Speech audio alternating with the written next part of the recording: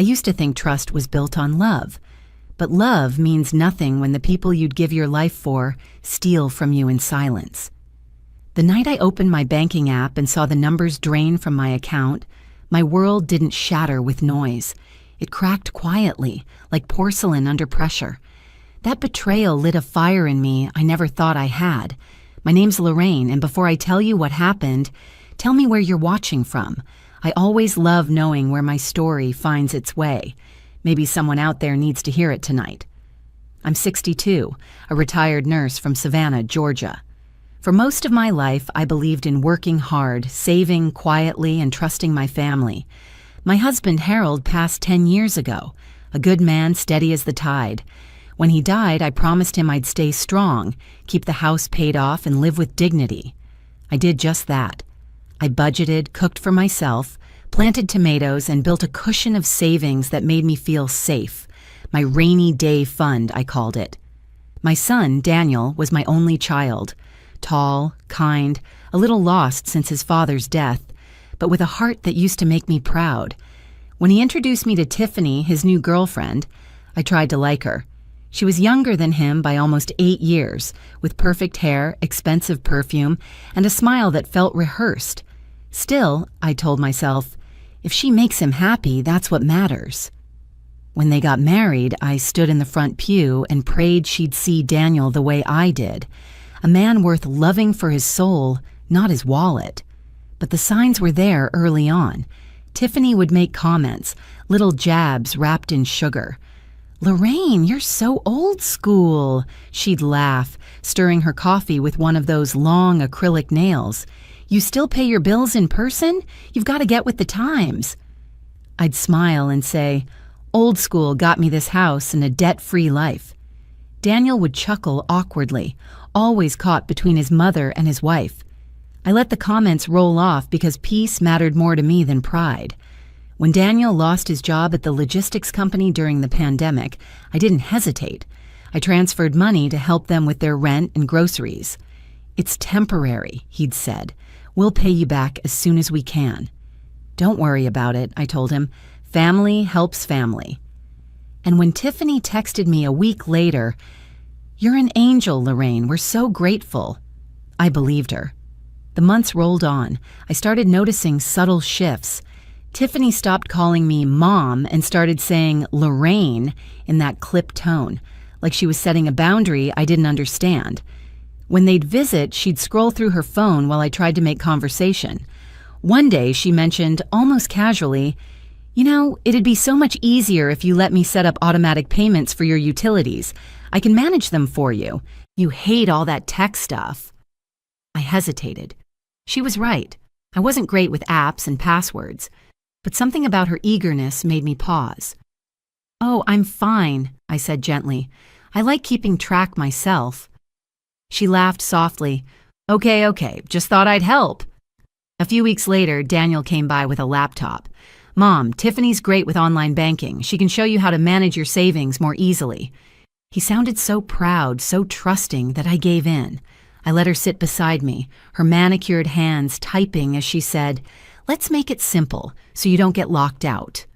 She helped me log in, adjusted some settings, and wrote my password down, just in case. That was the first mistake.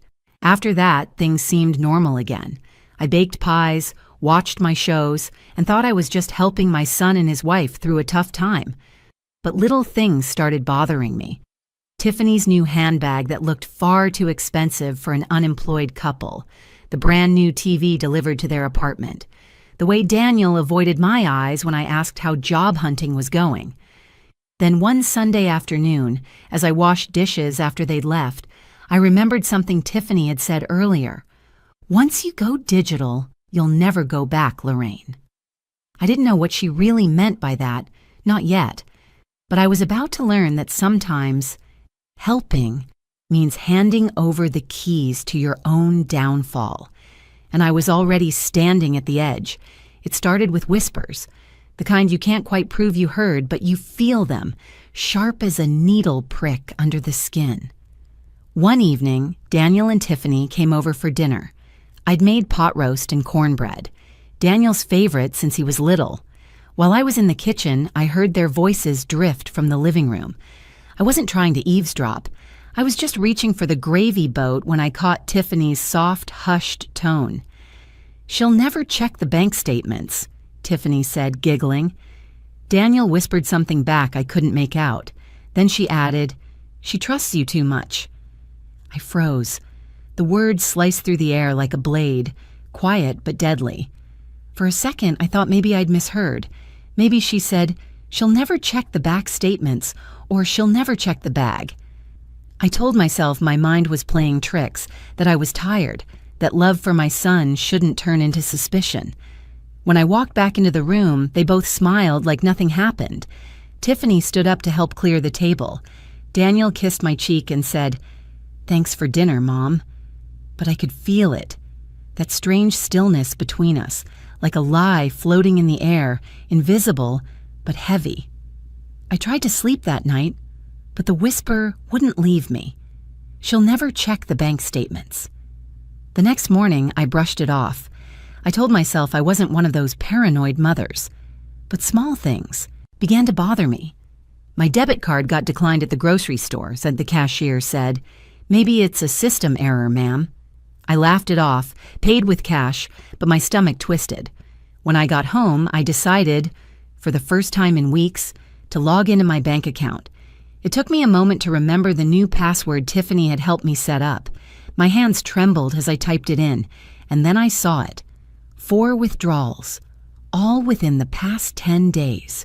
$200, $800, $500, to $300, each labeled "Transfer to Joint Account." My eyes scanned the notes beside each transaction. Home improvements, personal expenses, reimbursement. But I live alone. I hadn't approved any of those. For a second, I thought maybe it was a mistake. Maybe Daniel had used the wrong account. Maybe it was some automatic payment gone wrong. But as I scrolled, my pulse quickened. The amounts weren't random. They were targeted. Every few days, small chunks disappearing, like a slow bleed. I sat there staring at the screen until my reflection blurred in the glass. Then I saw one transfer note that made my mouth go dry. For Tiffany, approved by L. Smith. My name, forged. My first instinct was to call Daniel, but something, maybe pride, maybe heartbreak, stopped me. I wanted to understand what was happening before I confronted anyone, so I called the bank. The woman on the other end was polite, efficient, and oblivious to the storm rising in my chest. "Mrs. Smith," she said, "the transfers were made online using your login credentials. The device was registered to your son's address." My throat tightened. "My son's address?" "Yes, ma'am, that's what our system shows. Everything matches authorization." I thanked her, hung up, and sat there in silence. My hands wouldn't stop shaking, not from fear, from rage. I remembered Tiffany's voice again, soft and smug. "She'll never check the bank statements." Well, she was wrong. That night, I couldn't eat, couldn't sleep. I kept replaying every small thing. Tiffany asking about my passwords, Daniel saying, "Mom, it's just easier this way." Her helpful smile, all those tiny moments that seemed harmless until now. I looked around my quiet house, the home I'd worked 40 years to keep.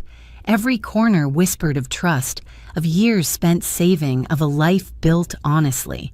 And now my own son's wife had treated it like her personal ATM, but I didn't cry, not yet.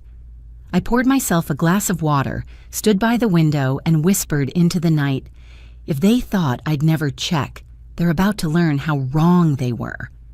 I was done being the kind, naive mother who believed love made people honest. Now I was going to find the truth. And when I did, I'd make sure they'd never forget what they took from me. The next morning, I woke up with the kind of determination that only betrayal can breed. My body felt heavy, but my mind was sharp, cold. I'd been a nurse for 35 years. I knew how to keep calm while bleeding inside. I made coffee, sat at the kitchen table, and opened my notebook. For every transaction, I wrote the date, the amount, the purpose listed. Home improvements, personal expenses, reimbursement, lies, typed neatly beside my name. By noon, I was sitting across from a bank manager named Mr. Rivera, a man I'd known since he was a teenager starting as a teller. "Lorraine," he said kindly, "let me pull up your account activity." His fingers tapped the keyboard, the sound echoing like a ticking clock. After a moment, his expression changed, polite professionalism melting into quiet concern. "These authorizations were all verified with your signature," he said, turning the screen toward me. "See here?" I leaned in. My stomach turned. My name, L. Smith, scrawled in digital ink beside each transaction. "That's not my signature," I said flatly. He hesitated. "It's an e-signature generated from an uploaded sample. We have a file on record." "A file?" My heart dropped. "Who uploaded it?" He clicked through a few windows, frowning. "This upload came from an IP address linked to—" He stopped mid-sentence. "To your son's residence." For a moment, I just stared at him.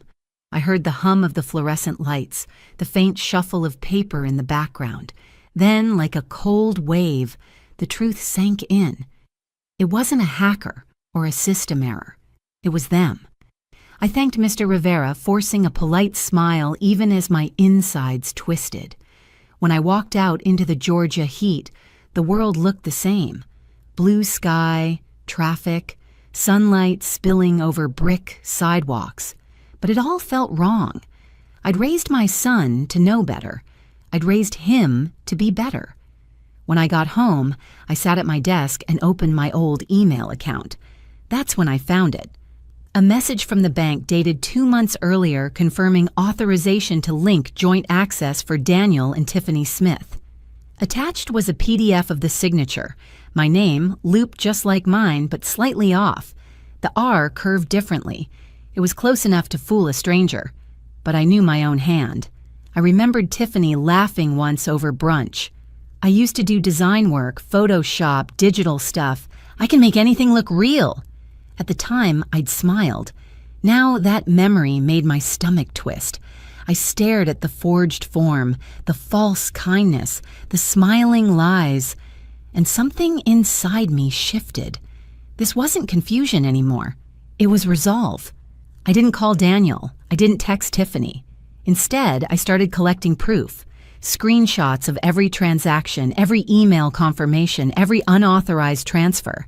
I printed bank statements, highlighting each one in yellow. I even took photos of the PDF files with timestamps. Years of nursing had taught me the importance of documentation.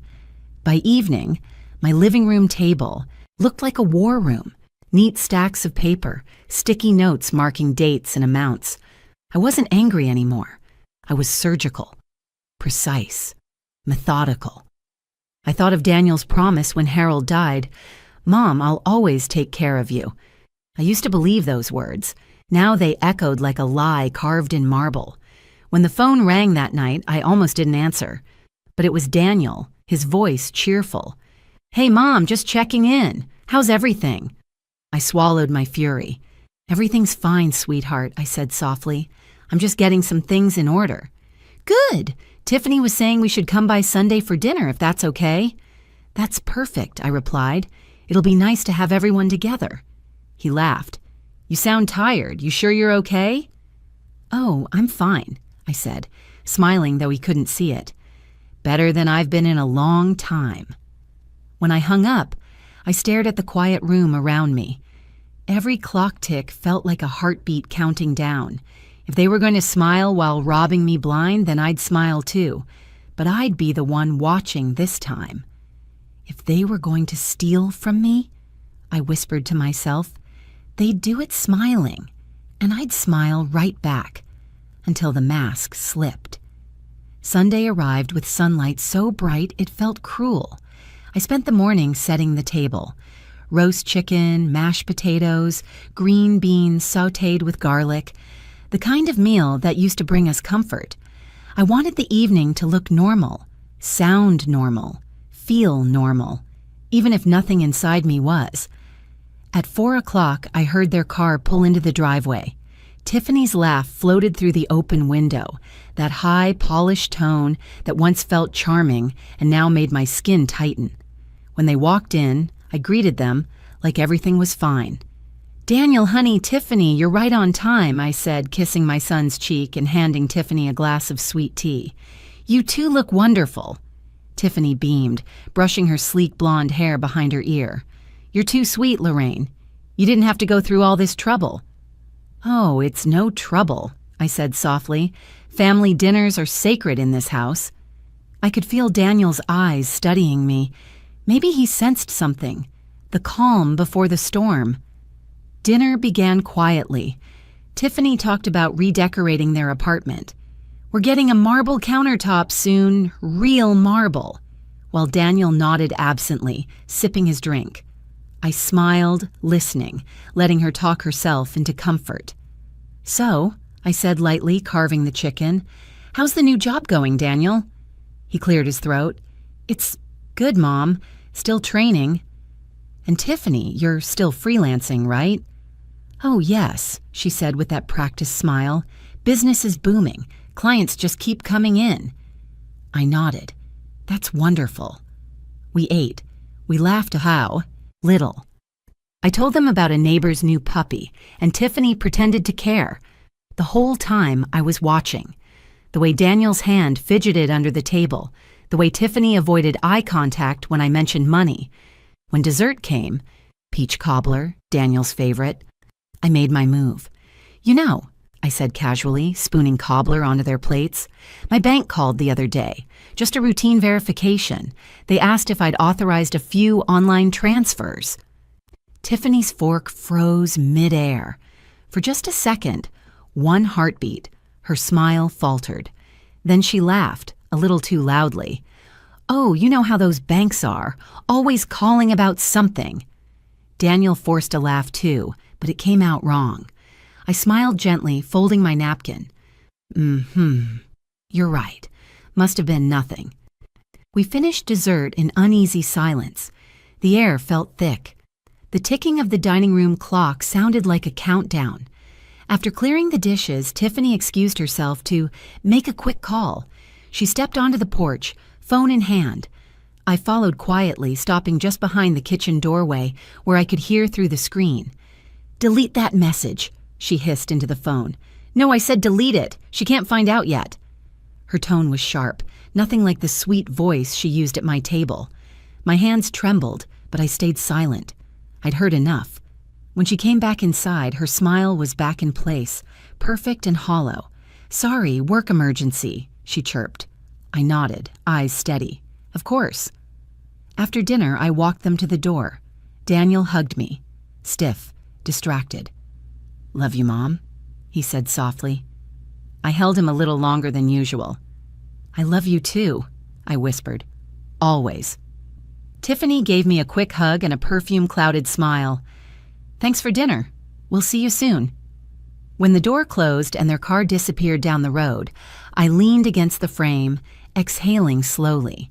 The silence of the house pressed around me, heavy but familiar. On the table, 2 untouched glasses of tea still glistened under the light. Hers and his. I walked back, stared at them for a long moment, and whispered, "If they want to play games, they chose the wrong opponent." That night, I took every document, every screenshot, every forged file I'd collected, and placed them neatly into a brown envelope labeled Truth. Tomorrow, that envelope would find its way to someone who knew exactly what to do with it. And when it did, I promised myself, the next time we all sat at a table, they wouldn't be smiling. By Monday morning, my kitchen table had transformed into a battlefield, not of weapons, but of truth. Stacks of papers, bank printouts, highlighted withdrawals, and the folder marked Truth sat like a quiet army waiting to march. I'd slept maybe 2 hours, but my mind was clear. I wasn't the woman they thought they could outsmart anymore. I called Ms. Daniels, my old neighbor and friend, a retired lawyer who'd once handled estate disputes. "Can you come by?" I asked simply. "It's about Daniel and his wife." She arrived that afternoon, her gray hair pulled back in a tight bun, her tone calm but sharp as ever. "Lorraine, show me everything." For the next hour, I laid it all out. the forged signatures, the fake authorizations, the IP trace to Daniel's address. She read silently, occasionally letting out a soft, or, well, isn't that something? When she was done, she looked up, her eyes steady. "Legally, this is fraud," she said. "But since it's family, you have options. You can file a formal complaint or—" She paused, studying me. "You can handle it quietly with leverage." "Leverage?" I asked. "You have proof, Lorraine. You could press charges, but sometimes the best justice isn't loud. It's permanent." I sat back, absorbing her words. The idea of dragging my own son through court made me sick, but letting them walk away with my trust and my money, that was impossible. "Help me protect what's mine," I said finally. Ms. Daniels smiled faintly. "That's exactly what we'll do." For the next few days, we worked quietly. I opened a new account and transferred the remaining funds, every dollar I still had out of reach. We froze the compromised account. Then Ms. Daniels helped me prepare legal documents, not for a lawsuit, but for something better, a repayment agreement.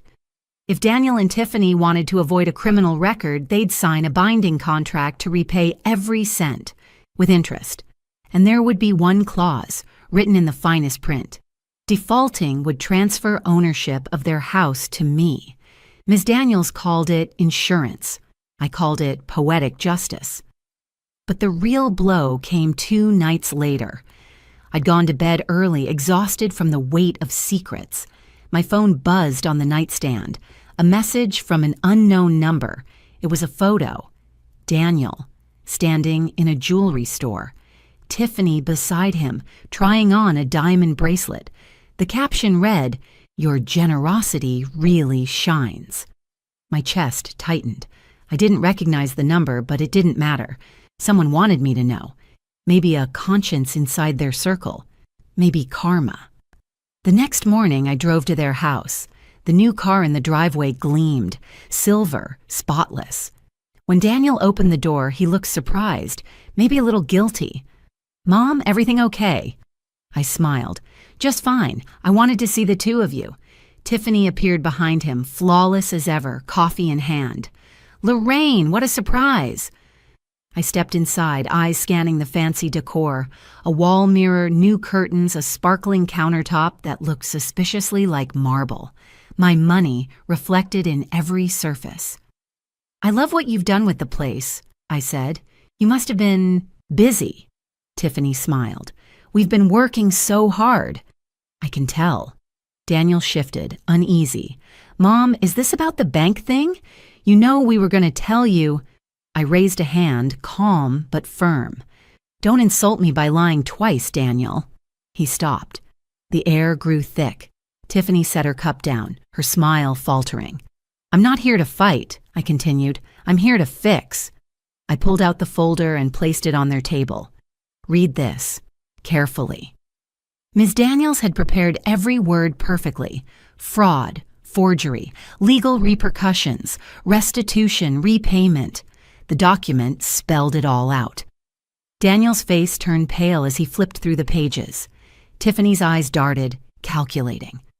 "What is this supposed to be?" Tiffany snapped. "Your way out," I said evenly.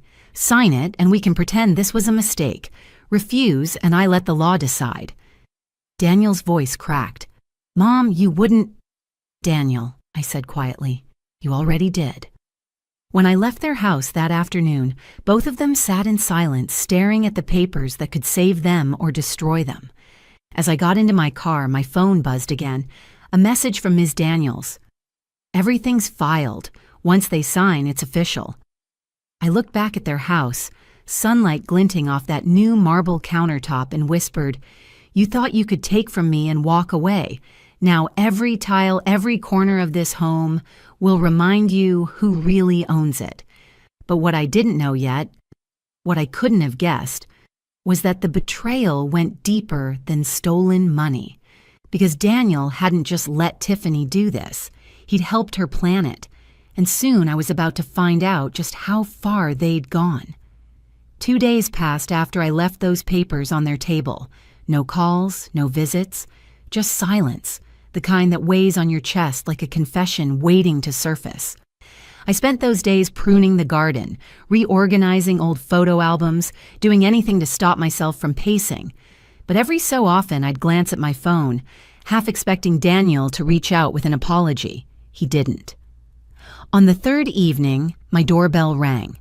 Through the frosted glass, I saw Daniel's shadow. Shoulders slumped, head bowed. I opened the door slowly. Tiffany wasn't with him. His eyes were red, the kind of red that comes from guilt, not tears. "Mom," he said quietly, "can we talk?" I nodded and led him into the living room, the same room where he'd built Lego towers as a boy. Now he couldn't even look me in the eye. He sat, hands clasped together. "I didn't mean for it to go this far," he began. "Tiffany said we'd pay you back. She said it was temporary." "Temporary," I repeated, the word heavy on my tongue. "Like a storm or a lie." He flinched. "Mom, I just thought—" I cut him off, my voice calm but firm. "You thought I wouldn't notice. You thought your mother, the woman who kept this family afloat for 40 years, was too old, too trusting, too soft to see through your little scheme." He looked down, silent. "Do you know what hurt most?" I continued. "Not the money, not even the forgery. It's knowing that the boy I raised, the one who held my hand when your father died, stood by while his wife stole from me." "Mom, I was trying to protect her," he said, his voice cracking, "by destroying me." He buried his face in his hands.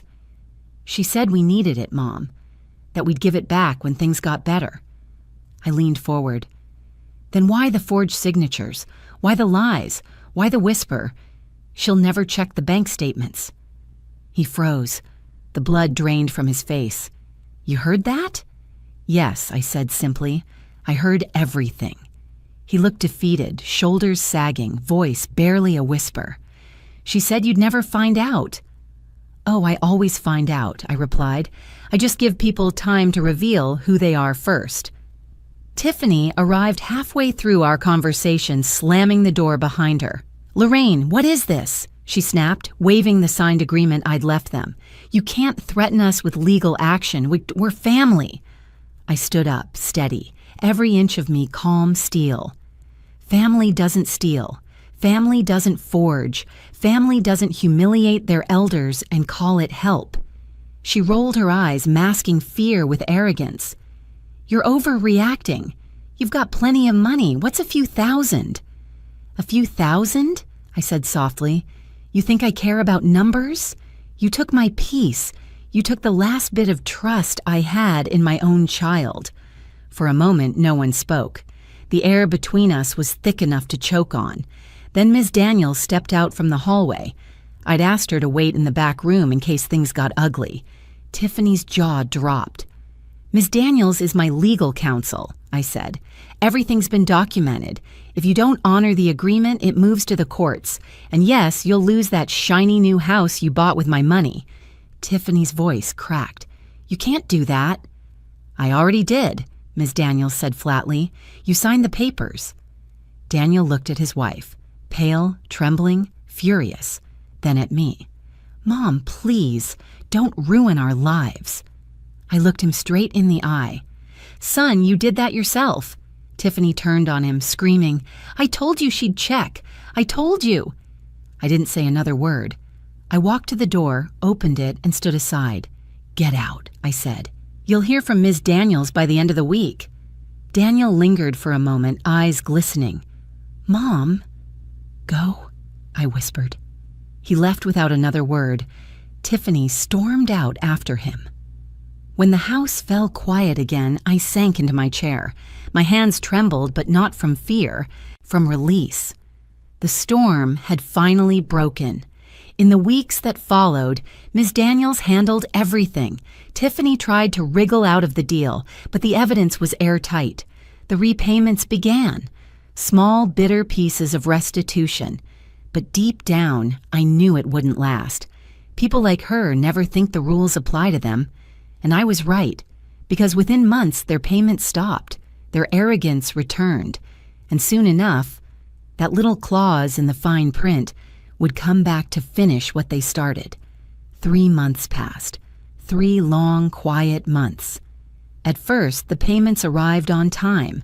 Small electronic transfers every 2 weeks, each one labeled repayment of Lorraine. I never replied, never called, never gloated. I didn't need to. Silence is the sharpest punishment for those who expect forgiveness. Then one day, the transfers stopped. I waited a week, then 2. Nothing. Ms. Daniels sent them a reminder notice. No response. Another week passed, and then came a short email from Daniel. "Mom, things are tight right now. We'll make it up to you next month. Please don't do anything drastic." I stared at that message for a long time. So polite, so careful, so hollow. It was the same tone he used when he was a boy caught lying. The tone that said, "Maybe if I sound nice enough, she won't punish me." But this time, I wasn't that mother anymore. I forwarded the message to Ms. Daniels. Her reply came within minutes. "Default confirmed. We proceed with property transfer." 2 weeks later, I sat in her office signing a small stack of papers. Each signature felt like closing a chapter. Steady, deliberate, final. When I was done, she smiled and slid the last document toward me. "Congratulations, Lorraine. You are now the legal owner of 214 Brookstone Avenue." Daniel and Tiffany's house. The same one with the marble countertops, the silver car, the laughter that used to echo through my calls. Mine now, not out of greed, but out of justice. I didn't rush to tell them. I let the letter from the county office do it for me. That Friday, just after dusk, there was a knock at my door. Hard. Angry. When I opened it, Tiffany stood there, hair wild, eyes blazing. Daniel was behind her, pale and quiet. "You think this makes you a good person?" she spat. "Taking our house? What kind of mother does that?" I met her glare with calm. The kind who was done being robbed. Daniel's voice shook. "Mom, please, we have nowhere to go." "You had 3 months," I said. 3 months to show you meant it. Instead, you chose lies again. This was your choice, not mine." Tiffany stepped forward, her tone venomous. "You think this makes you strong? It just makes you lonely." I let her words hang in the air. Then I said quietly, "Strength and loneliness often live in the same house, but at least I can afford mine." She blinked, speechless. Daniel pulled her back, muttering, "Let's go." They left without another word, their car engine fading into the night. When I closed the door, I didn't feel triumphant. I felt still, the kind of stillness that comes after a long storm. The following week, I visited the empty house. Their furniture was gone, but faint outlines of their lives remained. A nail in the wall, a child's photo left behind in a drawer, the faint scent of Tiffany's perfume. I walked through each room slowly, touching the cool marble counter, the smooth banister, the polished floors, all the things my stolen money had bought. In the master bedroom, sunlight streamed through half-drawn curtains. Dust floated like glitter in the air. It felt less like victory and more like closure. Before leaving, I placed a single note on the kitchen counter. "You thought I'd never check the bank statements, but I built my life by paying attention. Lorraine." Then I locked the door behind me. That evening, as I sat on my porch with a cup of chamomile tea, the sunset painted the sky gold. I thought about Harold, about the life we built through honesty and work, about Daniel, the son I still loved, even if I couldn't trust him anymore.